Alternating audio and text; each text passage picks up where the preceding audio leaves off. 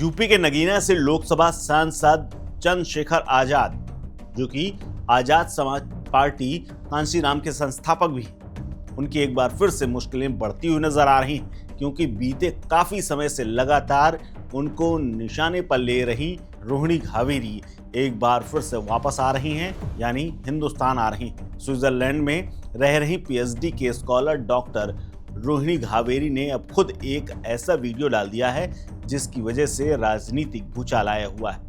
दरअसल डॉक्टर रोहिणी घावेरी, जो खुद को उनकी पूर्व गर्लफ्रेंड बताती हैं, उन्होंने सोशल मीडिया प्लेटफॉर्म एक्स पर नया ऑडियो क्लिप डालते हुए कथित तौर पर चंद्रशेखर की आवाज जिसमें सुनाई दे रही है और उसमें वो कह रहे हैं कि आने वाले चुनावों में बीजेपी का वो समर्थन कर सकते हैं। सपा और कांग्रेस जैसी विपक्षी दलों के लिए इस मामले में वो कह रहे हैं कि अगर ज़्यादा वो होगा तो मैं बीजेपी के साथ चला जाऊंगा और इनको सबक सिखाऊंगा।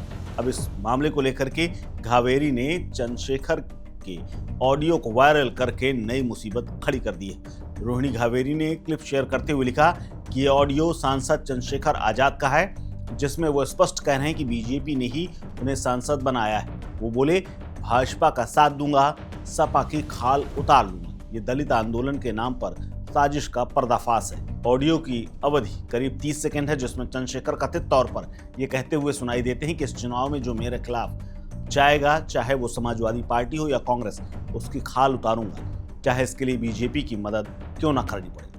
क्या कुछ कहा है इस ऑडियो में, जरा एक बार सुन लीजिए। जो मेरे खिलाफ जाएगा इस इलेक्शन में, वो चाहे कांग्रेस हो चाहे समाजवादी, जो भी मुझे नुकसान पहुंचाने के लिए आएगा, उससे मेरी फिर जो है ना वो सीधे जिंदगी भर के लिए सीधे रहेगी, चाहे मुझे बीजेपी की मदद क्यों ना करनी पड़े बाद में इनकी खाल उतारने के लिए। ये मेरे लिए वो है लास्ट बैटल। इस बैटल में अगर कोई घुस गया मुझे डिस्टर्ब करने के लिए, समाजवादी के लोग प्रयास कर रहे हैं, अगर इसमें कोई घुस गया ना तो फिर मुझसे बुरा नहीं होगा उनके लिए कोई। दरअसल रोहिणी का दावा है कि यह रिकॉर्डिंग उनकी पुरानी वॉइस कॉल का हिस्सा है जो उन्होंने निजी तौर पर रिकॉर्ड की थी। हालांकि चंद्रशेखर ने इस पूरे ऑडियो को खारिज किया है।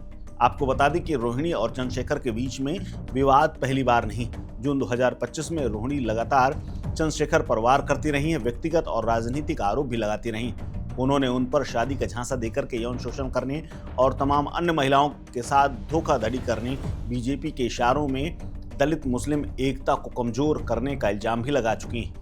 अक्टूबर में उन्होंने एक अन्य ऑडियो जारी किया था जिसमें चंद्रशेखर कथित तौर पर बसपा सुप्रीमो मायावती और संस्थापक कांशीराम पर आपत्तिजनक टिप्पणियां करते हुए नजर आ रहे थे।